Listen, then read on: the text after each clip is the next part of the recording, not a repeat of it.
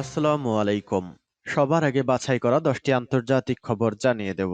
প্রথমেই থাকছে শিরোনাম। তবে তার আগে অনুরোধ থাকবে ভিডিওটিতে একটি লাইক দিবেন।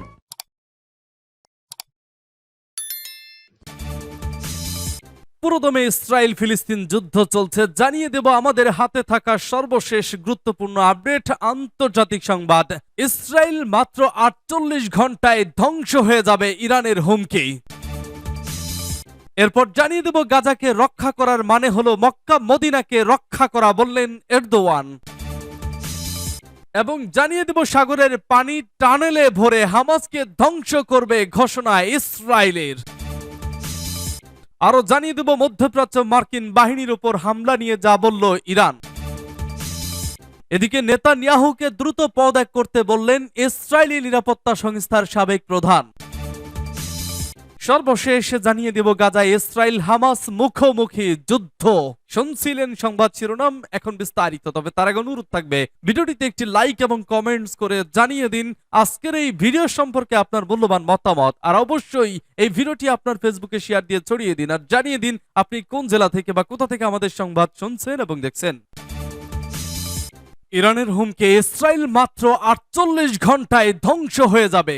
ইসরায়েলের বিভিন্ন শহরে গত 7 অক্টোবর হামলা চালায় ফিলিস্তিনের স্বাধীনতাকামী গোষ্ঠী হামাস। আল আকসা স্টর্ম নামের এই অভিযানের সময় মাত্র 20 মিনিটে 5000-এর বেশি রকেট হামলা চালানো হয় ইসরায়েলে। সেই হামলার কথা স্মরণ করিয়ে দিয়ে এবার ইসরায়েলকে নতুন করে হুমকি দিয়েছে ইরান। ইরানের ইসলামিক রেভলিউশনারি গার্ডস কর্পসের commander in chief major general Hossein Salami বলেছেন, আবারও যদি আল আকসা স্টর্মের মতো অভিযান চালানো হয় তাহলে ইসরায়েলকে ধ্বংস করতে মাত্র 48 ঘন্টা লাগবে। তেহরান টাইমস ও বার্তা সংস্থা এএনআই এর বরাত দিয়ে ভারতীয় বিভিন্ন সংবাদ মাধ্যম সোমবার এ খবর জানিয়েছে। প্রতিবেদনে বলা হয়, গত বৃহস্পতিবার ইরানের কাজভিন শহরে এক সমাবেশে বাসিল গ্রুপের সদস্যদের উদ্দেশ্যে ভাষণ দেন IRGC commander in chief major general Hossein Salami. সিরিয়ায় ইরানের ইসলামিক রেভলিউশনারি গার্ডস কর্পসের সেনাদের ওপর হামলার ঘটনার পরেই এমন মন্তব্য করলেন হুসাইন সালামি। ওই হামলার জন্য ইসরায়েলি সেনাদের দায়ী করেছে ইরান। গাজাকে রক্ষা করার মানে হলো মক্কা ও মদিনাকে রক্ষা করা, বললেন এরদোয়ান। তুরস্কের প্রেসিডেন্ট রিসেপ তাইপ এরদোয়ান বলেছেন, শেষ পর্যন্ত একজন যোদ্ধাপরাধী হিসেবে ইসরায়েলি প্রধানমন্ত্রী বেনিয়ামিন নেতানিয়াহুর বিচার হবে। 4 ডিসেম্বর ইস্তাম্বুলে ইসলামী সহযোগিতা সংস্থা ওআইসি এর বৈঠকে দেওয়া ভাষণে তিনি এই মন্তব্য করেছেন। সাগরের পানি টানেলে ভরে হামাসকে ধ্বংস করবে ইসরায়েল। ফিলিস্তিনের গাজা উপত্যকায় ছড়িয়ে ছিটিয়ে থাকা হামাসের টানেলগুলো সমুদ্রের পানি দিয়ে ভরে দেওয়ার পরিকল্পনা করেছে ইসরায়েল। দখলদারদের দাবি, এসব টানেল ব্যবহার করে হামাসের যোদ্ধারা, ফলে এগুলো ধ্বংস করতে পারলে হামাসকে ধ্বংস করা যাবে। এই চক্রান্ত বাস্তবায়নের জন্য গাজা সীমান্তে বেশ বড় আকারের 5টি পাম্প জড়ো করেছে ইসরায়েলি কর্তৃপক্ষ। মার্কিন ওয়াল স্ট্রিট জার্নালের বরাত দিয়ে টাইমস অফ ইসরায়েল এ খবর দিয়েছে। এতে বলা হয়েছে, গাজার আল শাতি শরণার্থী শিবির থেকে মাইল খানেক দূরে এসব পাম্প বসানো হয়েছে। এসব পাম্প ব্যবহার করে প্রতি ঘন্টায় হাজার হাজার ঘনমিটার পানি টানেলগুলোতে ঢোকানো সম্ভব। পুরো কাজ শেষ করতে কয়েক সপ্তাহ সময় লাগতে পারে। বিষয়টি সম্পর্কে জানতে ওয়াল স্ট্রিট জার্নাল চেষ্টা করলেও ইসরায়েলের যুদ্ধ মন্ত্রণালয় কোনো প্রতিক্রিয়া ব্যক্ত করেনি। ইসরায়েলের পক্ষ থেকে গত মাসে এ পরিকল্পনার কথা আমেরিকাকে জানানো হয়েছে বলে প্রতিবেদনে উল্লেখ করেছে ওয়াল স্ট্রিট জার্নাল। তবে ইসরায়েলি কর্তৃপক্ষ পরিকল্পনা বাস্তবায়নে কত দূর এগিয়েছে সে ব্যাপারে নিশ্চিত নন তারা। মার্কিন কর্মকর্তারা বলছেন, এই পরিকল্পনা বাস্তবায়নের ব্যাপারে ইসরায়েল এখনো চূড়ান্ত সিদ্ধান্ত নেয়নি। 2007 সাল থেকে গাজা উপত্যকায় অবরুদ্ধ রয়েছে। সেখানে পণ্য, ব্যক্তির প্রবেশ কিংবা সেখান থেকে বের হওয়ার জন্য ইসরায়েলের অনুমতি নিতে হয়। এমন পরিস্থিতিতে ইসরায়েলকে এড়িয়ে এসব টানেলের মাধ্যমে গাজায় পণ্য আনা নেওয়া করা হয়, সূত্র পার্স টুডে।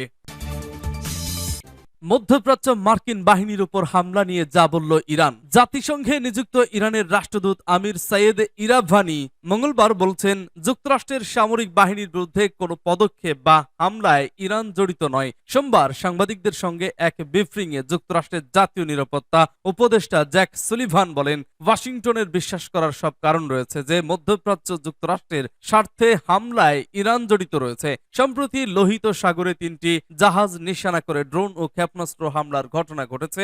হামলা ও হামলা চেষ্টার ঘটনায় সেখানে টহলরত একটি মার্কিন যুদ্ধজাহাজ থেকে 3টি ড্রোন ভূপাতিত করার দাবি করে যুক্তরাষ্ট্র।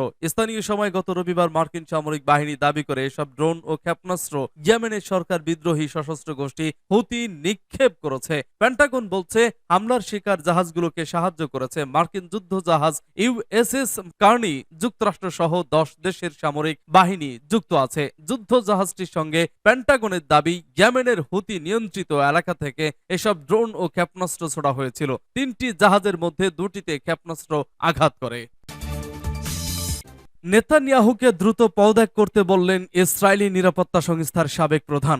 ইসরায়েলের প্রধানমন্ত্রী বেনিয়ামিন নেতানিয়াহুকে দ্রুত পদত্যাগ করাতে বলেছেন ইসরায়েলি নিরাপত্তা সংস্থা শিন বেটের সাবেক প্রধান ইউভাল ডিস্কিন। সোমবার তিনি একথা বলেন বলে জানিয়েছেন বার্তা সংস্থা আনাদোলু এজেন্সি। ইসরায়েলি চ্যানেল 12-তে প্রকাশিত একটি নিবন্ধে ইউভাল ডিস্কিন বলেন, 7 অক্টোবর থেকে নেতানিয়াহুর আচরণই তার পদত্যাগের কারণ ভালোভাবে ব্যাখ্যা করে। ডিস্কিন বললেন, নেতানিয়াহুকে 7 অক্টোবরের পর প্রথম 2 সপ্তাহ পরাজিত এবং উদাসীন বলে মনে হয়েছিল, কারণ তিনি হামাসের হামলা দায় স্বীকার করতে অস্বীকার করেছিলেন। তিনি বলেন, আগামী নির্বাচনে আমাদের অবশ্যই একজন নতুন বিশ্বস্ত ও নম্র নেতৃত্বে বেছে নিতে হবে, যে নিজেকে নয় দেশের মানুষকে ভালোবাসে। এদিকে গাজা শহরের বাস্তুচ্যুত ফিলিস্তিনিদের আশ্রয় দেওয়া 2টি স্কুলে ইসরায়েলি বিমান হামলায় কমপক্ষে 50 জন নিহত হয়েছে।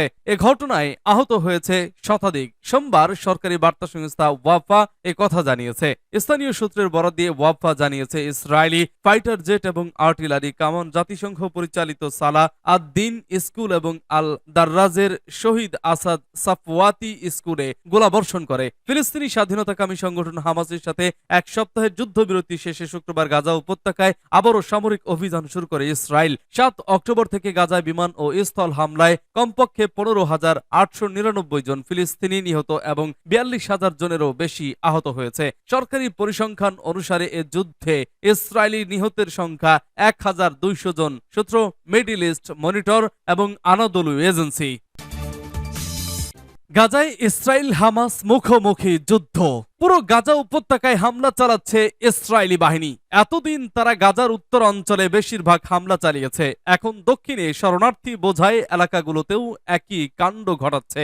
এরই মধ্যে এসব হামলায় বিপুল পরিমাণ গাজাবাসী নিহত আহত হয়েছেন। হামাস বলছে দক্ষিণের শহর খান ইউনুস থেকে প্রায় 2 কিলোমিটার দূরে ইসরায়েলি সেনাদের সঙ্গে মুখোমুখি যুদ্ধ করছে হামাসের যোদ্ধারা। এ অবস্থায় যুদ্ধ ছড়িয়ে পড়ার আশঙ্কা করছে ইরান। বিশেষ করে রোববার লোহিত সাগরের দক্ষিণাঞ্চলে জাহাজ চলাচলের রুটে হামলায় এ যুদ্ধ ছড়িয়ে পড়ার বড় রকম আশঙ্কা দেখা দিয়েছে। বার্তা সংস্থা রয়টার্স বলছে, এর আগে ইসরায়েল গাজার উত্তরাঞ্চল থেকে সাধারণ মানুষকে সরে দক্ষিণে যাওয়ার নির্দেশ দেয়। ফলে আল শিফা হাসপাতাল সহ সব স্থাপনা থেকে রোগী, আশ্রয় গ্রহণকারী এবং সাধারণ মানুষকে সরিয়ে নেওয়া হয় দক্ষিণে। সেখানে আশ্রয় নেওয়া গাজাবাসী বলছেন তারা ট্যাঙ্কের গুলির শব্দ শুনতে পেয়েছেন। এর আগে তেল আবিবে ইসরায়েল ডিফেন্স ফোর্সেস এর মুখপাত্র রিয়ার অ্যাডমিরাল ডানিয়েল হাগারি সাংবাদিকদের বলেছেন, গাজা উপত্যকায় হামাসের কেন্দ্রীয় অঞ্চলগুলোর বিরুদ্ধে স্থল অভিযান অব্যাহত রাখবে আইডিএফ। এই বাহিনীর সদস্যরা হামাসের সঙ্গে মুখোমুখি যুদ্ধ করছে। ওদিকে সোমবার হামাসের মিডিয়া জরুরি সার্ভিসকে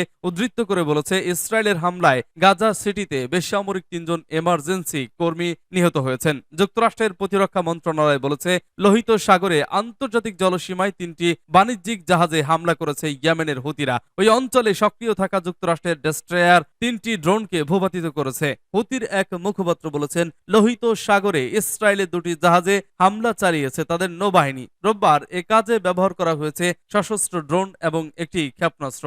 তবে ওই 2টি জাহাজের সঙ্গে ইসরায়েলের কোনো সম্পর্ক নেই বলে জানিয়েছে ইসরায়েলি সেনাবাহিনীর মুখপাত্র। গাজার উত্তরাঞ্চলে জাবালিয়া শরণার্থী শিবিরে আকাশ থেকে হামলা চালিয়েছে ইসরায়েল। এতে বেশ কিছু মানুষ নিহত হয়েছেন বলে জানিয়েছেন গাজার স্বাস্থ্য মন্ত্রণালয়ের মুখপাত্র রয়টার্স। যেসব ফুটেজ পেয়েছে তাতে দেখা যায় একটি বালক ধুলোবালিতে একেবারে ঢেকে আছে।